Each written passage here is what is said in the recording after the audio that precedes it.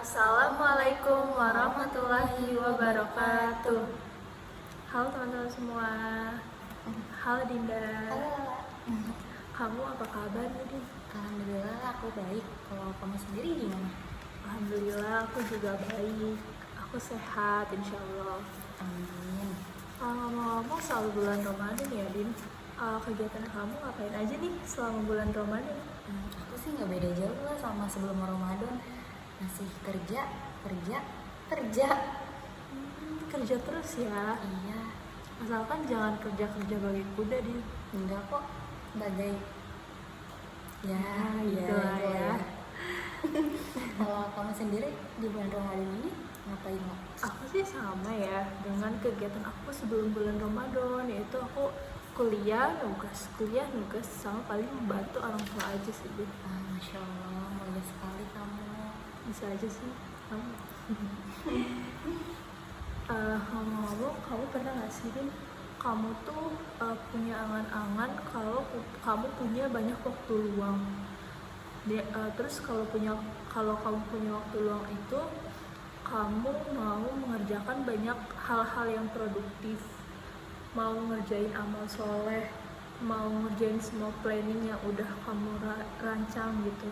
Tapi nyatanya pas kamu punya waktu luang itu, kamu malah suka nunda, kamu malah males, kayak gitu. Pernah gak sih? Aduh, kayaknya itu gak perlu ditanya lagi dah. Pastinya sering banget sih lah. Apalagi aku kan kerja nih ya. Nah, karena kecapean kerja, jadi misalnya aku udah planning buat melakukan kebaikan ini nih, tapi karena kecapean kerja jadi mager dan ujung-ujungnya gak jadi. Berarti kita sama ya, Din ya? Oh, kamu kayak gitu juga lah? Iya, aku juga suka mager.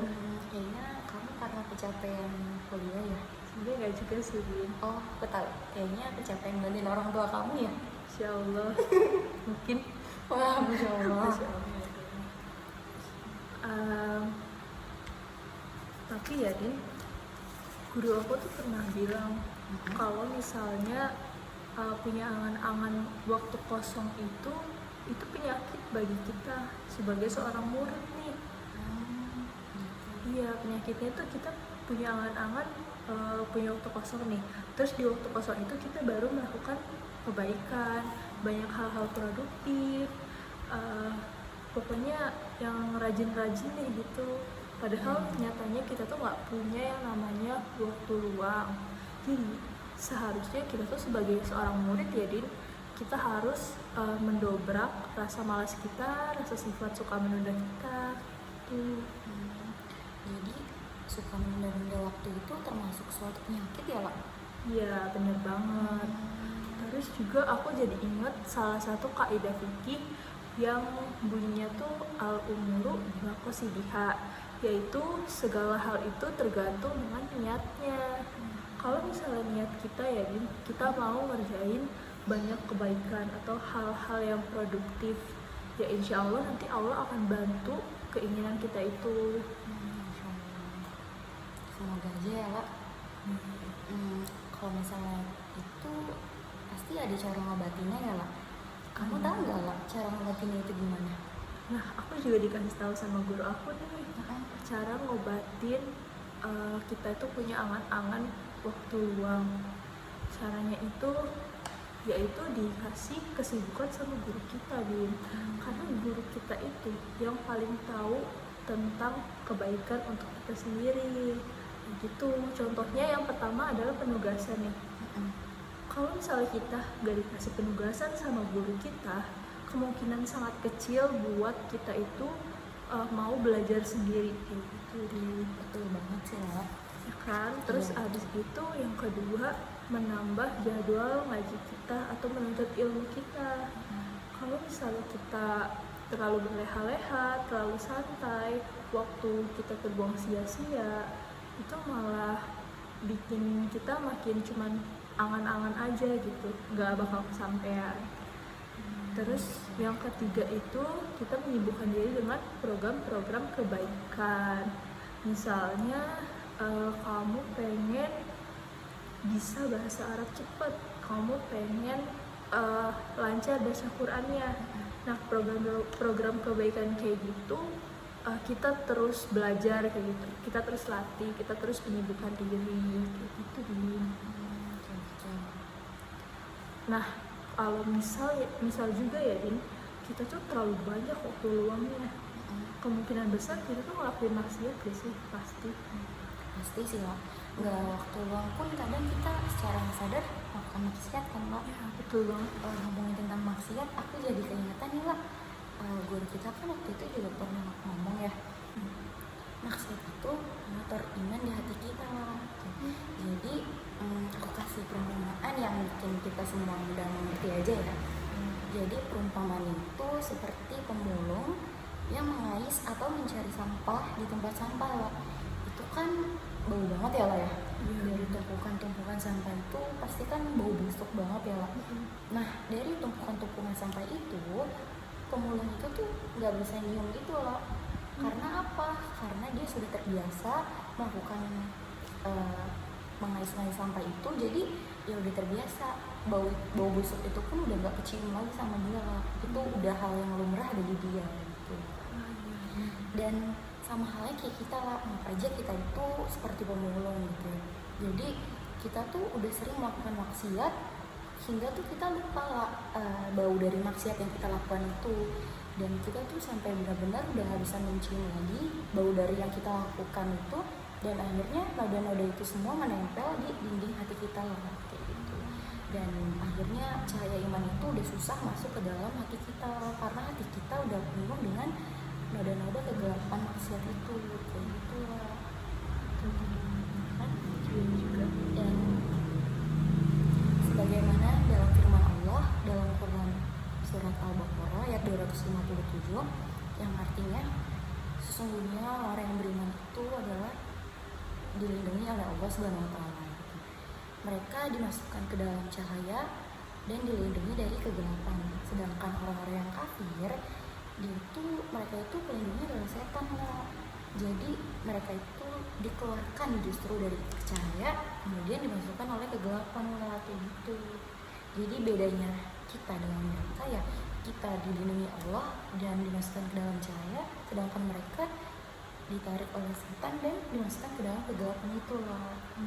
Jadi biar kita bukan termasuk golongan orang yang masuk kegelapan, terus kita ditolong sama Allah, kita harus menjauhi maksiat itu. Ya, betul banget.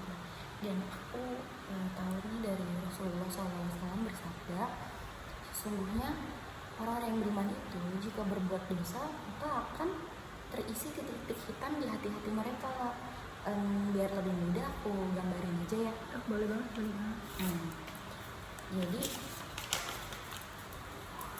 Jadi ini ibarat hati kita ya teman-teman. Hati kita ini lingkaran ya lah. Nah, aku ngambil contoh misalnya kita menunda sholat subuh nih lah gitu. Yang harusnya misalnya jam 5, tapi aduh masih ngantuk nih, tunda dulu deh 5 menit lagi gitu.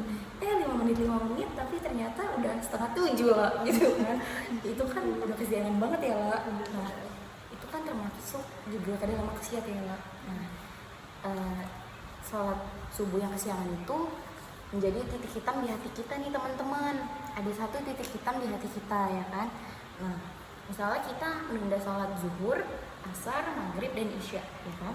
Nah itu kan jadi ada 5 tanda titik hitam ya lah di hati kita. Teman-teman, ada 5 tanda titik hitam di hati kita. Nah, ini kan baru menunda sholat ya lah, belum hal-hal di luar sholat gitu, kayak misalnya kita gibah gitu kan ya. Aduh, Paling sering itu ya. Wah, apalagi khususnya buat cewek-cewek lah ya kan.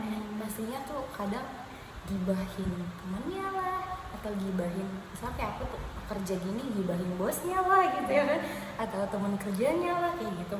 Nah itu juga kan pasti suatu maksiat ya. Kadang tuh kita nggak sadar lah kalau kita lagi gibahin orang itu suatu maksiat gitu loh. Karena ya itu tadi, kalau kita melakukan suatu maksiat itu kadang nggak sadar lah apa yang kita lakuin itu sebuah kesalahan atau dosa gitu. Benar banget. Ya jadi ini kan udah ada banyak tanda titik hitam ya lah di hati kita ya. Nah Rasulullah bersabda, jika seseorang yang beriman itu taubat, maka titik hitam di hati kita ini itu akan hilang lah. Jadi hati kita ini akan mengkilat lagi, akan bersih lagi seperti itu lah. Insya Allah. Ya, jadi kalau kita terus menerus melakukan suatu maksiat, ini lama-lama tuh lingkaran ini tuh penuh lah. Jadi saking penuhnya cahaya iman itu udah nggak bisa masuk lagi ke dalam hati kita lah. Jadi hati kita ini nantinya akan dipenuhi dengan kegelapan kayak gitu. Kamu nggak mau kan lah? Pasti nggak mau ya. Iya, aku juga nggak mau ya lah. Pasti teman-teman yang lain juga nggak bakal Iya, mau sih bener-bener. kalau hatinya itu jadi gelap. Jadi buat kita dan buat teman-teman, kalaupun kita melakukan suatu kesalahan, kita ya bertobat gitu, kita bisa bertobat gitu. Dan kalaupun emang kita nggak bisa menahan itu semua, ya Rasulullah SAW tadi bersabda ya, kita bisa tobat, jadi semua itu akan hilang kayak gitu teman-teman. Oke, kalau misalnya kita hubungin tadi ke yang angan-angan waktu luang nih, Din, jadinya kalau misalnya kita itu berusaha untuk memproduktifkan diri, insya Allah kita sedikit-sedikit meminimalisir maksiat kita kan.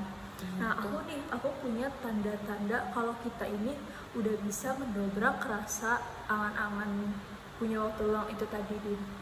Salah satunya itu dengan beribadah. Nah, salah satu cara beribadah selain sholat itu kan menuntut ilmu ya, Din. Iya betul. Sebagaimana dalam firman Allah Subhanahu wa taala dalam Quran surat Al-A'la ayat 14 nih, Din, yang artinya beruntung orang yang membersihkan diri. Jadi kalau semakin sering kita beribadah, terus terutama menuntut ilmu ya, kalau misalnya sholat 5 waktu kan udah ada waktunya, tapi kalau menuntut ilmu setiap waktu juga kita bisa kan ya, Din. Insya Allah kita termasuk orang-orang yang beruntung yang Allah sebutin di Quran surat Al-A'la itu.